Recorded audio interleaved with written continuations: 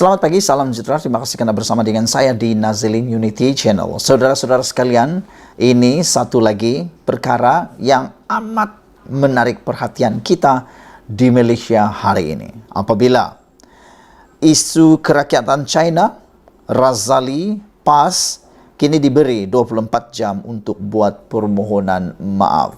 Saya menjadi bingung. Kenapa sejak akhir-akhir ini sering kali kita dengar tuntutan-tuntutan saman, tuntutan permohonan maaf, tuntutan tarik balik kenyataan, sering kali dan selalu sudah berkumandang. Kalau sebelum ini, kita jarang sekali mendengar tuntutan maaf, permohonan maaf, dan juga notis-notis saman fitnah. Jarang kita dengar, tapi sejak 2 menjak ini, tidak pedulilah dari mana pihak sekalipun, perbuatan saman menyaman dalam ahli politik menjadi kebiasaan sudah dan menjadi pula satu benda penyelesaian. Dan yang lebih mengecewakan, mula-mulanya disaman, mula-mulanya tuntutan saman, tapi akhirnya tidak pula jadi saman, diselesaikan pula di luar mahkamah. Yang satu pula tiba-tiba mengaku menyaman dan selesailah begitu saja. Esoknya jadi apa? Ulang lagi, diulang lagi. Jadi perlukah pada pendapat Anda semua, kita sebagai seorang pemerhati politik yang kritikal di Malaysia dan juga penganalisis politik kritikal yang ada di Malaysia, pada pendapat Anda perlukah digubal satu undang-undang saman fitnah atau saman politik yang lebih tegas dan lebih tinggi nilainya, yang lebih menakutkan mereka? Karena kalau tidak, saya fikir ianya akan berleluasa, berterusan dan menjadi amalan ikutan teladan anak-anak muda generasi yang akan datang. Makna kata nilai takut kepada saman fitnah, nilai takut serik kepada perkara perbuatan jahat, dosa besar itu tidak akan berhenti. Dia akan berterusan dan diulang dan diulang dan ditiru lagi. Biasalah kan, perbuatan jahat itu tak perlu ajar, orang akan tiru. Perbuatan jahat itu tak perlu kita paksa orang, tak perlu diajar pun orang akan tertiru. Tapi perbuatan baik susah sekali nak ditiru. Jadi, pada pendapat Anda, perlukah denda, undang-undang, akta baru untuk akta fitnah memfitnah dalam kalangan ahli politik, ahli parlimen dan ahli Dewan Undangan Negeri perlu diperkenalkan. Contohnya, kalau mereka didapati memfitnah ataupun menuntut saman fitnah, dua-dua pun kena. Siapa yang kedapatan memfitnah, bagi terus hukuman, tak boleh tanding lagi, dilucutkan jawatan ahli parlimen, dilucutkan jawatan ahli Dewan Undangan Negeri, dan seterusnya, tidak dibenarkan bertanding lagi kalau kalah saman fitnah. Bukankah itu lebih baik supaya mereka tak takut lagi kan? Nak selesaikan di luar mahkamah pun sama. Walaupun tak diselesaikan penuh di malam mahkamah, selesaikan di luar mahkamah, turut didenda juga. Contoh dia, lucut terus jawatan daripada ahli Dewan Undangan Negeri ataupun ahli parlimen dan tak dibenarkan bertanding. Sama jugalah orang yang menuntut saman fitnah ataupun menuntut fitnah itu, kalau benar dia adalah pelakunya dan kalah dalam tuntutan, itu pun sama juga. Boleh dihukum. Itu yang kita nak. Supaya perbuatan saman menyaman, fitnah memfitnah ini terhenti. Kan kita tahu, perbuatan fitnah itu lebih teruk daripada membunuh kerana ianya melibatkan beratus-ratus orang. Dan menurut yang pernah kita dengar, ada pepatah orang kata, memfitnah itu lebih besar dosanya, lebih besar kejahatannya daripada membunuh. Jadi, kalau tak ditegah, tak dihentikan dengan segera, apalah maknanya kata-kata seperti itu.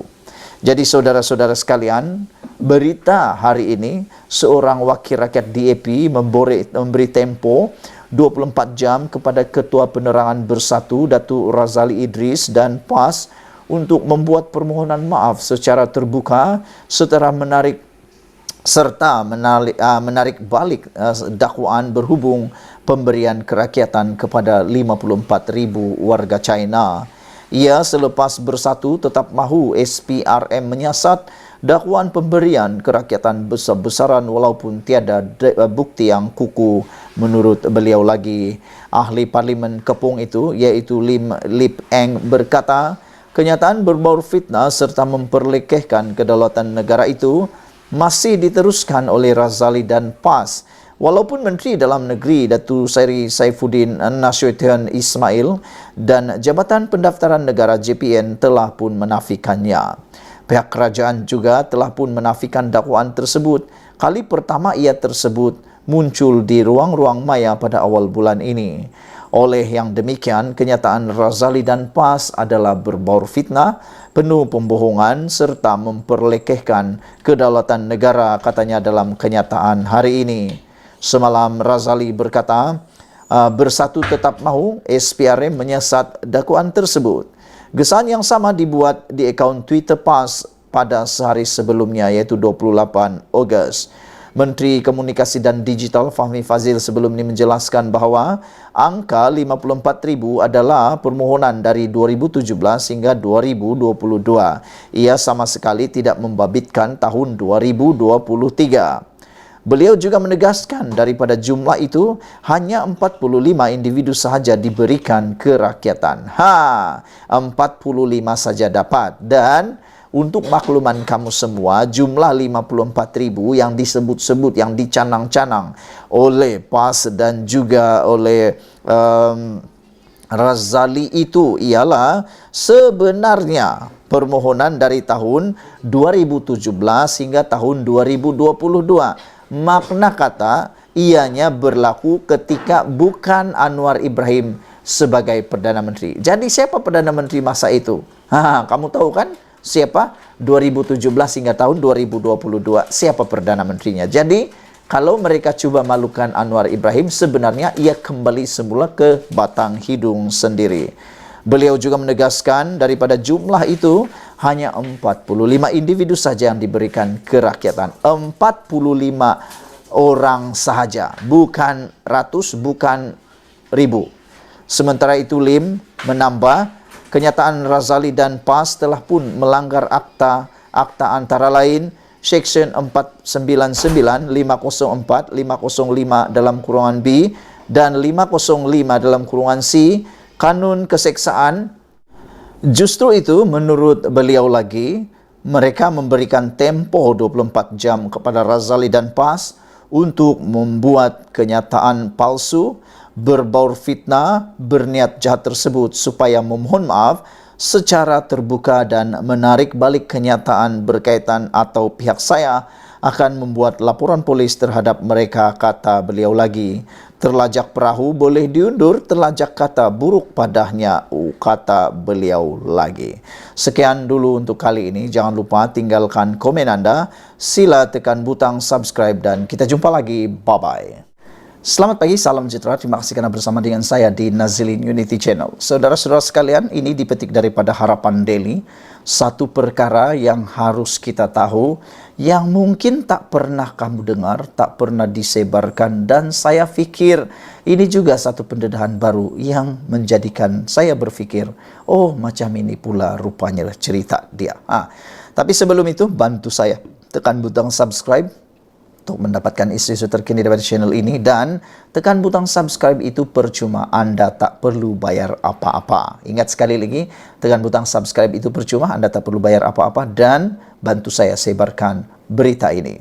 Saudara-saudara sekalian, berita ini dipetik daripada Harapan Daily. Menteri DAP tak bantah pun hal kepentingan orang Melayu Islam. Kalau selama ini kita mendengar ada meratib, seringkali ada yang orang meratib, kononnya ini semua salah DAP, ini semua salah DAP. Ada yang kata apapun yang berlaku di Malaysia ini itu semua salah DAP. Itu semua adalah propaganda yang menipu. Karena bukan semua salah DAP, ada juga salah diri sendiri. Tepuk dada, tanya selera. DAP sebagai parti komponen gabungan kerajaan perpaduan dan semasa sepanjang tempoh 22 bulan pentadbiran Pakatan Harapan PH pada 2018 sebenarnya tidak pernah menghalang peruntukan untuk kepentingan Melayu dan agama Islam di negara ini. Jadi kalau Anda pernah dengar sebelum ini ada parti politik yang meratib, ada pribadi yang meratib, ada orang persendirian yang meratib, ada NGO yang meratib, kononnya DAP menghalang peruntukan untuk kepentingan Melayu dan agama Islam di negara ini, itu adalah satu pembohongan yang ketara. Kerana menurut Presiden Amanah Datuk Seri Muhammad Sabu, beliau berkata realiti tersebut berdasarkan pengalaman beliau sendiri semasa menduduki Kabinet Pentadbiran Datuk Seri Anwar Ibrahim dan Tun Dr. Mahathir Mohamad. Maksud Mat Sabu ini ialah apa yang berlaku ketika ini dan ketika Tun Mahathir Mohamad menjadi Perdana Menteri. Kata Mat Sabu, DAP tidak pernah menghalang peruntukan untuk kepentingan orang Melayu dan agama Islam di negara ini. Mat Sabu kata, saya duduk dalam Kabinet Tun Mahathir dan sekarang dalam Kabinet Datuk Seri Anwar Ibrahim. Menteri-menteri DAP tak ada pun bila kita timbulkan hal kepentingan orang Melayu Islam, tak ada pun mereka bantah, kata Mat Sabu lagi. Menurutnya, pemberian insentif 500 kepada lebih 150,000 veteran Angkatan Tentera Malaysia ATM berpencen dan tidak berpencen semasa beliau menjadi Menteri Pertahanan juga bukti DAP tidak menghalang penyaluran peruntukan disalurkan. Saya ambil contoh semasa saya menjadi Menteri Pertahanan, berkali-kali saya jumpa Menteri Kewangan iaitu Lim Guan Eng. Boleh tak beri sedikit imbuhan kepada veteran tentera? Veteran tentera ini 90% adalah orang Melayu. Dah 2 kali, 3 kali jumpa dia kata okey, maka dapatlah kita beri sagu hati RM500, kata Mat Sabu lagi. Lim Guan Eng tak kata, oh ini Melayu semua, aku Menteri Kewangan. Tak ada, kata Mat Sabu lagi. Muhammad yang juga Menteri Pertahanan dan Keterjaminan Makanan berkata, Menteri DAP, Muhammad yang juga Menteri Pertanian dan Keterjaminan Makanan berkata, Menteri DAP juga tidak membantah pun usaha kerajaan menyalurkan peruntukan yang memberi manfaat kepada masyarakat Melayu. Begitu juga sekarang menurut Mat Sabu, kita tahu beras kita tak cukup. 35% kita import. India dah umumkan akan kurangkan ekspor beras. Malaysia beli beras dari India, Pakistan, Vietnam dan Thailand. Kalau mereka kurangkan ekspor beras mereka, kita hadapi masalah beras, kata Mat Sabu lagi. Maka kita cadangkan MADA buat satu pengairan baru dengan peruntukan hampir 4 bilion. Penduduk MADA di Kedah 90% orang Islam. Yang buat sawah orang Melayu. Tak ada pun wakil rakyat DAP, Menteri DAP membantah peruntukan lebih 4 bilion kepada pesawah kita. Yang 90% adalah orang Melayu Bumiputera. Mereka tak ada masalah, asalkan itu membantu untuk kepentingan negara. Inilah cara kabinet kita berjalan, kata beliau yang juga timbalan pengerusi PH. Saudara-saudara sekalian, ini satu perkara yang patut kita kongsikan bersama dengan seluruh rakyat Malaysia. Bersama-samalah kita membangun Malaysia ini tanpa menggunakan 3R ataupun tanpa menyentuh sensitiviti 3R. Saudara-saudara sekalian, Menteri DAP menurut Mat Sabu tak pernah pun bantah untuk kepentingan orang Melayu Islam.